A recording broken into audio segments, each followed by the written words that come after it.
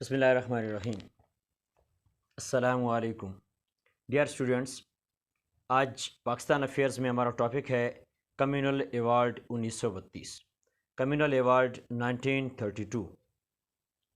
Dear students, گول میز conferences کی ناکامی کے بعد برطانوی گورنمنٹ نے اگست 1932 کو برطانوی وزیر اعظم رمزے میک ڈونلڈ نے کمیونل ایوارڈ کا اعلان کر دیا، جس میں سکھوں، اینگلو انڈینز، اینگلو کرسچنز اور اچھوتوں کے لیے جداگانہ انتخاب کو تسلیم کر لیا گیا اور مسلمان برادری کے جداگانہ انتخاب کے حق کو بھی آئندہ تشکیل دیے جانے والے آئین میں شامل کیے جانے کا ذکر کیا گیا۔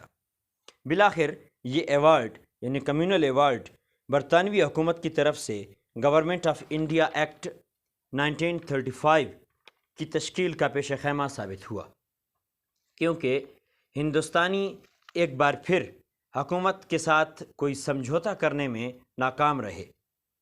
یہ قانون ہندوستانی نوع آبادی کے لیے برطانوی حکمرانوں کا تحریر کردہ آخری آئینی مسودات تھا، یعنی آخری ایکٹ تھا، جو مستقبل کے آزاد ہندوستان کے لیے بہت اہم ثابت ہوا۔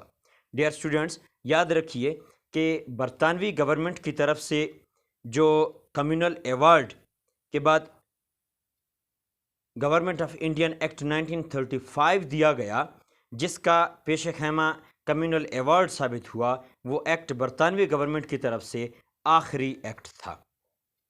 Thanks for watching my video. اور ہاں ڈیئر اسٹوڈنٹس، اگر اب تک آپ نے میرے چینل غلام یاسین اسنی کو سبسکرائب نہیں کیا تو سبسکرائب کر لیں، تاکہ میری ہر نئی آنے والی ویڈیو کا نوٹیفیکیشن سب سے پہلے آپ کو ملے۔ اور اگر میری ویڈیو میں آپ کی صحیح رہنمائی ہو رہی ہے، یا اگر آپ کوئی مشورہ دینا چاہیں بہتری کے لیے یا سمجھانے میں، تو پھر کمنٹ کر کے ضرور بتائیے گا۔ Thanks for watching.